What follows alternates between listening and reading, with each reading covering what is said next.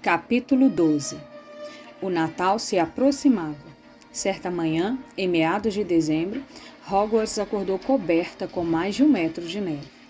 O lago congelou e os gêmeos Weasley receberam castigo por terem enfeitiçado várias bolas de neve, fazendo-as seguir Quirrell aonde ele ia e quicarem na parte de trás do seu turbante. As poucas corujas que conseguiam se orientar no céu tempestuoso para entregar correspondência tinham de ser tratadas por Hagrid para recuperar a saúde antes de voltarem a voar. Todos mal aguentavam esperar as férias de Natal. E embora a sala comunal da Grifinória e o salão principal tivessem grandes fogos nas lareiras, os corredores varridos por correntes de ar tinham se tornado gélidos e um vento cortante sacudia as janelas das salas de aula. As piores eram as aulas do professor Snape nas masmorras, onde a respiração dos alunos virava uma névoa diante deles e eles procuravam ficar o mais próximo possível dos seus caldeirões. Tenho tanta pena, disse Draco Malfoy nas aulas de poções, dessas pessoas que têm que passar o Natal em Hogwarts porque a família não as quer em casa. Olhou para Harry a dizer isso. Crabbe e Goyle riram. Harry, que estava medindo o pó de espinha de peixe de leão, não lhes deu atenção. Malfoy andava muito mais desagradável do que de costume desde a partida de quadribol. Aborrecido porque Sonserina perdera, tentara fazer as pessoas rirem dizendo que um sapo iria substituir Harry como apanhador no próximo jogo. Então percebeu que ninguém achara graça porque estavam todos muito impressionados com a maneira com que Harry conseguira se segurar na vassoura com corveante.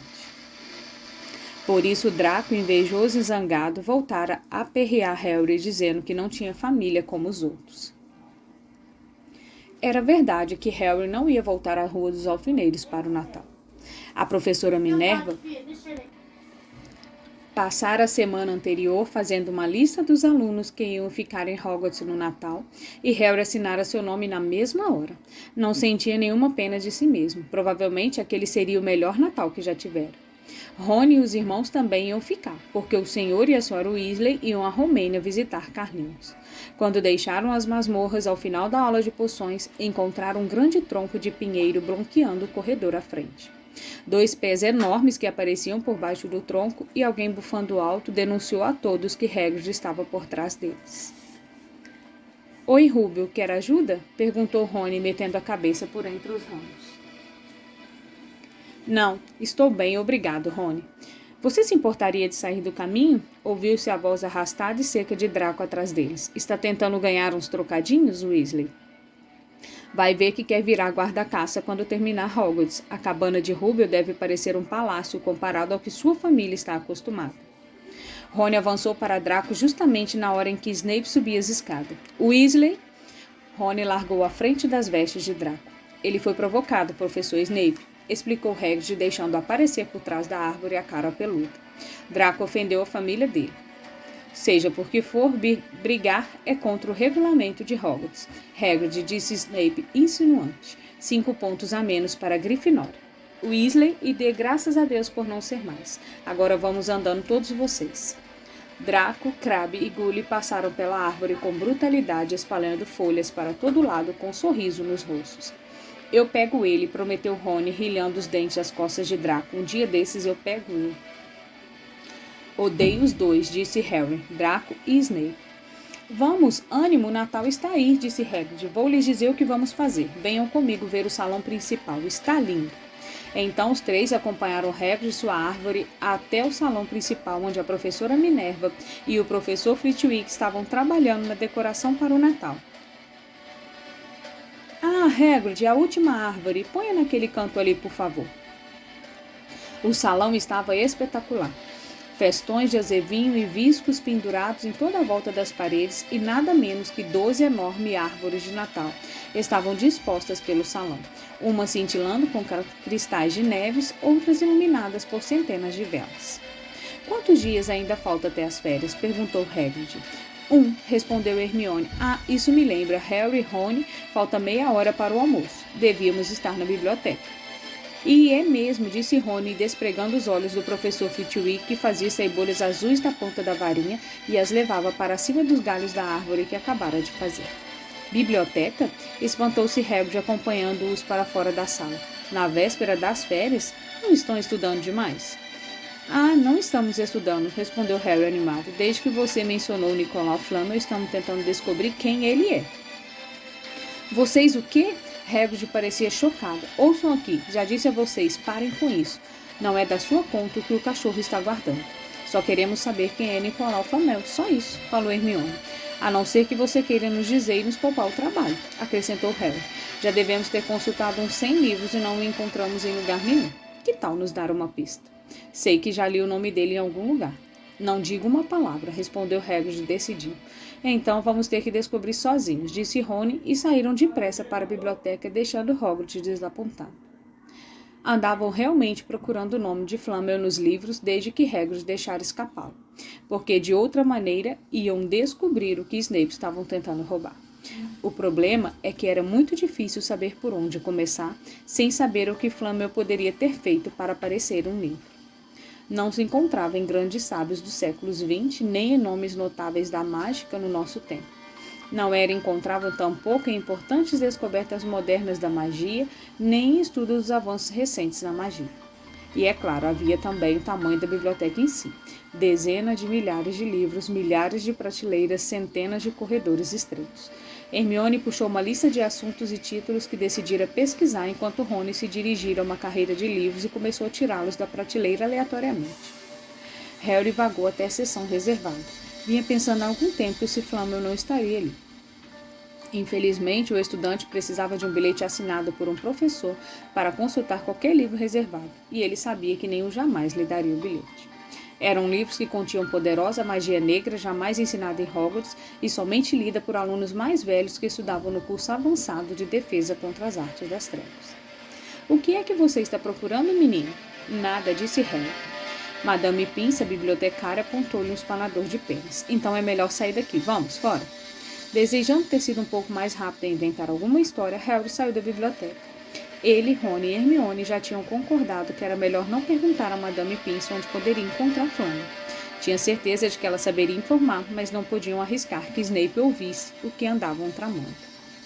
Harry esperou do lado de fora no corredor para saber se os outros dois tinham encontrado alguma coisa, mas não alimentavam muitas esperanças. Afinal, estavam procurando havia 15 dias, mas só tinham breves momentos entre as aulas. Não era surpresa que não tivessem achado nada.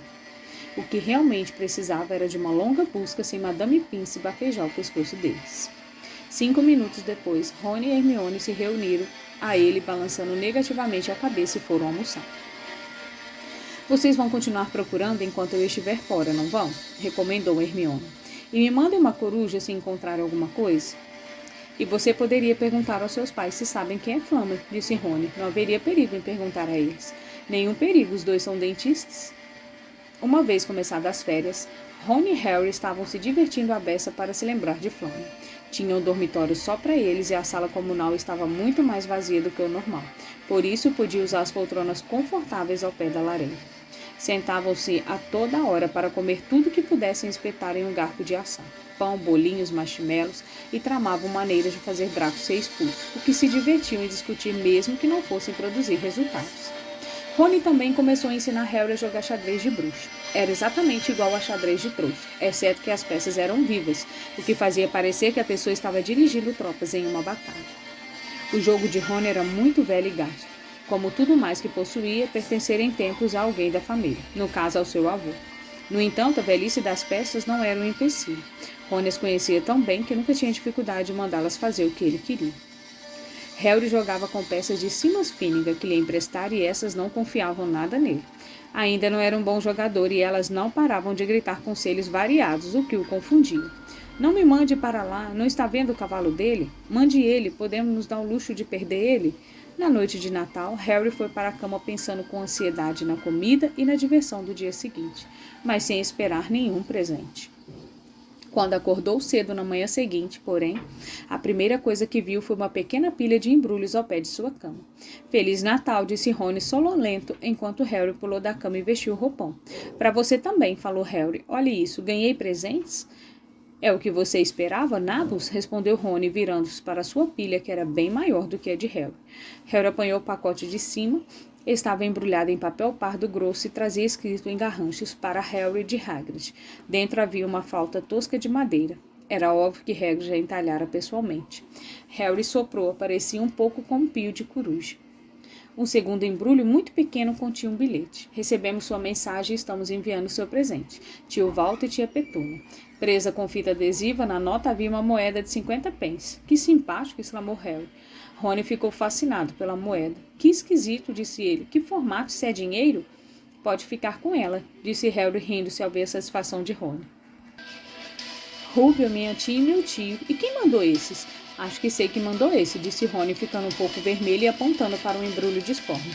Mamãe, eu disse a ela que você não estava esperando receber presentes. Ah, não, gemeu, ela fez para você uma suéter Weasley. Harry rasgou o papel e encontrou uma suéter tricotada com linha grossa verde clara e uma grande caixa de barras de chocolate feita em casa. Todos os anos ela faz para nós uma suéter, disse Rony, desembrulhando a dele. E a minha é sempre cor de tijolo. Foi realmente uma gentileza dela, disse Harry, experimentando as barrinhas de chocolate que estavam muito gostosas. O presente seguinte também continha doces, uma grande caixa de sacos de chocolates dados por Hermione. Restava apenas o embrulho. Harry apanhou e apanhou. Era muito leve, desembrulhou. Uma coisa sedosa e prateada escorregou para o chão, onde se acomodou em dobras refulgentes. Rony soltou uma exclamação. Já ouvi falar nisso, disse em voz baixa, deixando cair a caixa de feijõezinhos de todos os sabores que ganhara de Hermione. Se isso é o que eu penso que é realmente raro e realmente valioso. E o que é? Harry apanhou o pano brilhoso e prateado no chão. Tinha uma textura estranha, parecia tecido com fios de água. É uma capa da invisibilidade, disse Rony com uma expressão de assombro no rosto. Tenho certeza de que é. Experimente. Harry jogou a capa em volta dos ombros e Rony deu um berro. É sim, olhe para baixo. Harry olhou para os pés, mas eles tinham desaparecido. Correu então para o espelho. Não deu outra. O espelho refletiu sua imagem, só a cabeça suspensa no ar. O corpo completamente invisível. Ele cobriu a cabeça e a imagem desapareceu completamente. Tem um cartão, disse Rony de repente. Caiu um cartão. Harry tirou a capa e apanhou o cartão. Escritas numa caligrafia fina e rebuscadas que ele nunca vira antes, estavam as seguintes palavras. Seu pai deixou isso comigo antes de morrer. Está na hora de devolvê-la a você. Use-a bem. Um Natal muito feliz para você. Não havia assinatura. Harry ficou olhando o cartão. Rony admirava a capa.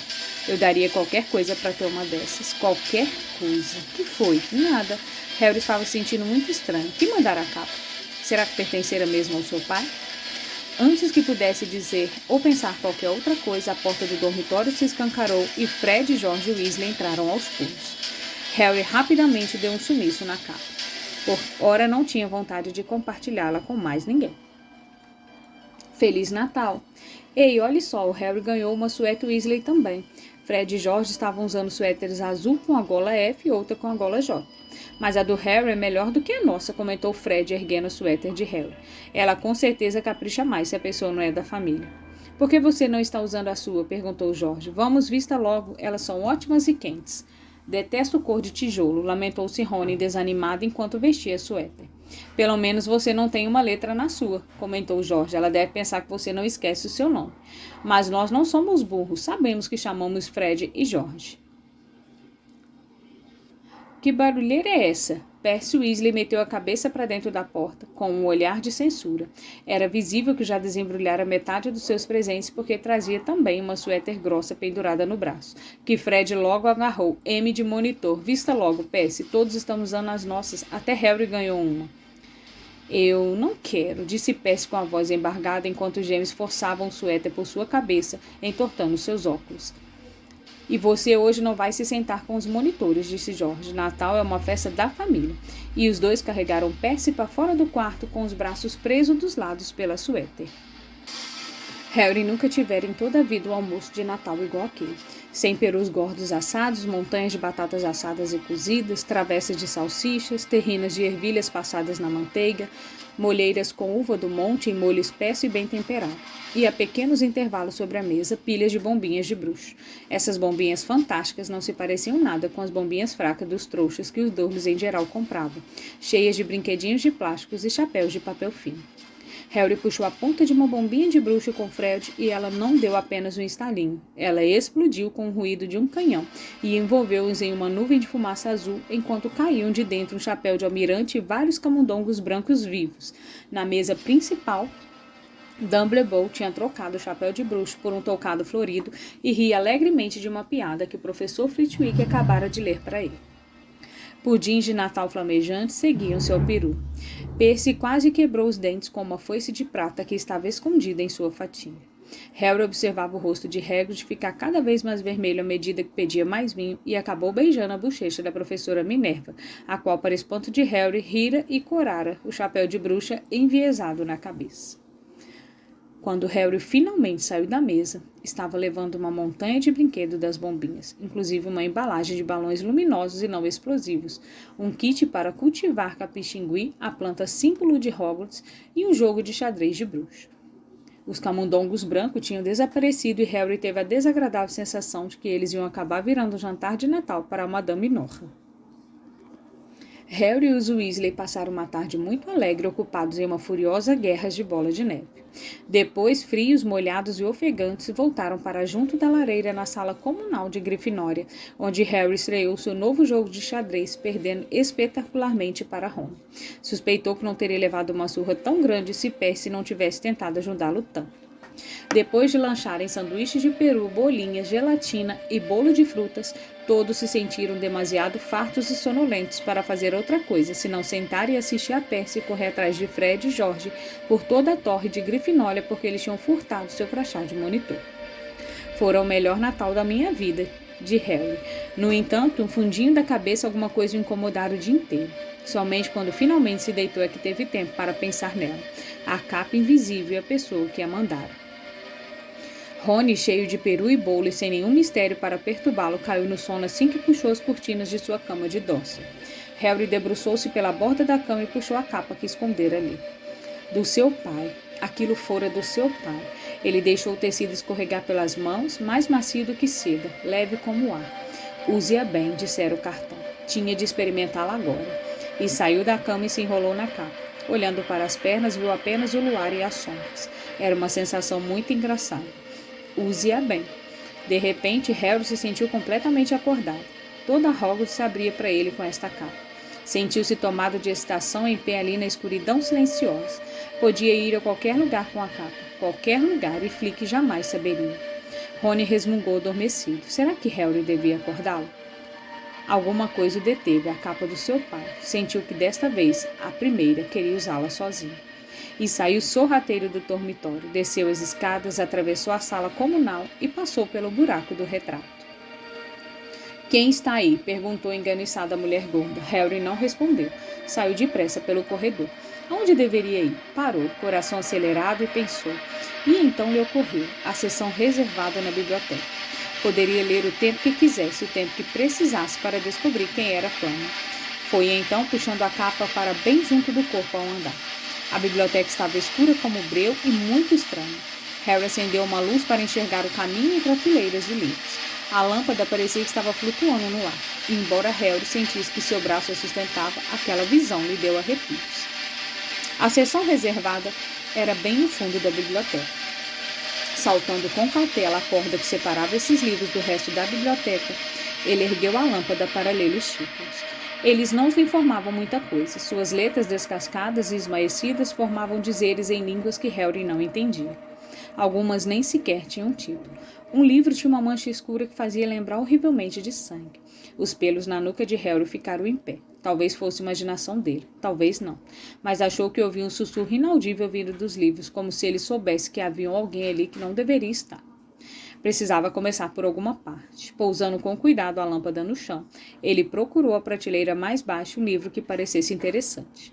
Um grande volume preto e prata chamou sua atenção. Puxou-o com esforço porque era muito pesado, e equilibrando-o nos joelhos, deixou-o abrir ao acaso. Um grito agudo de coalhar o sangue cortou o silêncio. O livro está gritando. Harry fechou-o depressa, mas o grito não parou, uma nota alta contínua de furar os tímpanos. Ele tropeçou para trás e derrubou a lâmpada que se apagou na mesma hora. Em pânico, ouviu passos que vinham pelo corredor do lado de fora. Enfiando o livro gritador de qualquer jeito no lugar, ele correu para valer. Passou por Filch quase à porta, os olhos claros e arregalados de Filch atravessaram-no. Harry escorregou por debaixo dos seus braços estendidos e saiu desabalado pelo corredor, os gritos do livro ainda ecoando em seus ouvidos. Parou subitamente diante de uma alta armadura. Estivera tão ocupado em fugir da biblioteca que não prestara atenção onde estava indo. Talvez porque estivesse escuro, ele nem sequer reconheceu onde se encontrava. Havia uma armadura perto das cozinhas e ele sabia que ele devia estar uns 5 andares acima. O senhor me pediu para eu vir direto ao senhor, professor. Se alguém estiver perambulando durante a noite, alguém esteve na biblioteca, na seção reservada. Harry sentiu o sangue se esvair do seu rosto. Onde quer que estivesse, Filch devia conhecer um atalho, porque sua voz baixa e untuosa estava se aproximando e, para o seu horror, foi Snape quem respondeu. A seção reservada? Bom, eles não podem estar longe. Vamos apanhá-los. Harry ficou imóvel no lugar em que estava quando Filch e Snape viraram o canto do corredor à frente. Eles não podiam vê-lo, é claro, mas era um corredor estreito, e se chegassem mais perto esbarrariam nele. A capa não impedia de ser sólido.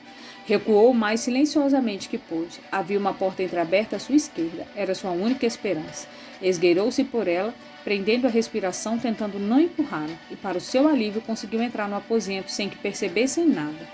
Eles passaram direto e Harry apoiou-se na parede, respirando profundamente, ouvindo os passos dos dois morrerem à distância. Fora por pouco, por um triz.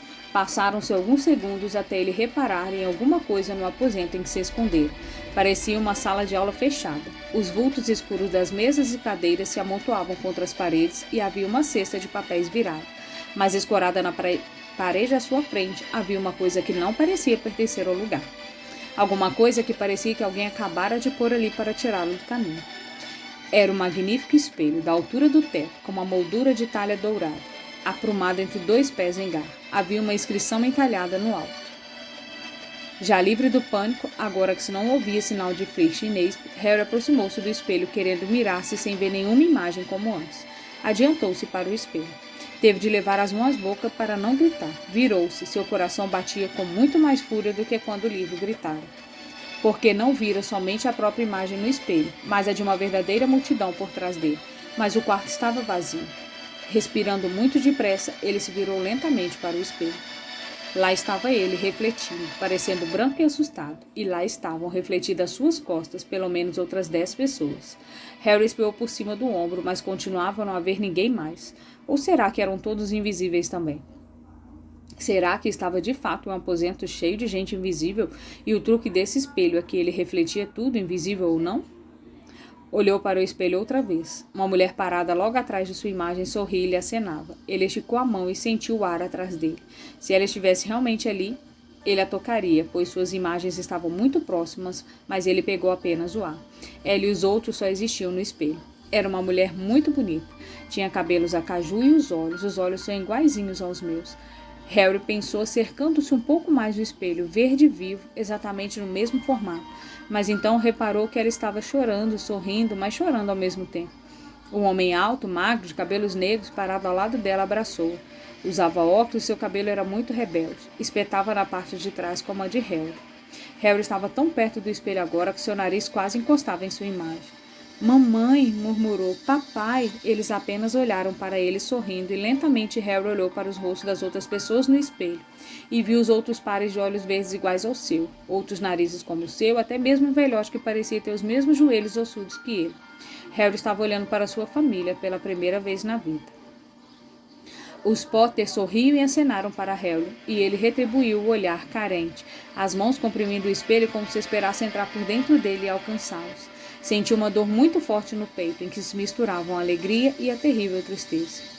Quanto tempo esteve parado ali, ele não sabia. As imagens não esmareceram, e ele continuou mirando-as até que um ruído distante o trouxe de volta ao presente. Não podia ficar ali, tinha que encontrar o caminho de volta para a cama. Com esforço, desviou os olhos do rosto de sua mãe, sussurrando "Eu volto", e saiu depressa do aposento. Você podia ter me acordado, falou Rony aborrecido. Você pode vir hoje à noite, vou voltar, quero lhe mostrar o espelho. Eu gostaria de ver sua mãe e seu pai, disse Rony animado. E eu quero ver toda a sua família, todos os Weasley. Você vai poder me mostrar os seus outros irmãos e todo mundo. Você pode vê-los a qualquer hora? É só vir na minha casa neste verão. Em todo caso, talvez o espelho só mostre gente morta. Mas é uma pena que não ter achado o Flamel. Como um pouco de bacon ou outra coisa qualquer. Por que é que você não está comendo nada? Harry não conseguia comer. Vira os pais e iria vê-los de novo à noite. Quase se esquecera de Flame. Já não lhe parecia tão importante. Quem ligava para que o cachorro de 3 cabeças estavam guardando? Quem ligava realmente que Snape fosse roubar a coisa? Você está bem? Perguntou Rony. Está com uma cara tão estranha. O que Harry mais temia era não conseguir encontrar o aposento do espelho outra vez. Com Rony coberto pela capa também, eles tiveram de andar muito mais devagar na noite seguinte. Tentaram refazer o caminho de Harry a sair da biblioteca, andando a esmo pelos corredores escuros diante quase uma hora. Estou falando, disse Rony. Vamos esquecer tudo e voltar. Não, sibilou Harry. Sei que é em algum lugar por aqui. Passaram pelo fantasma de uma bruxa alta que deslizava na direção oposta, mas não viram mais ninguém.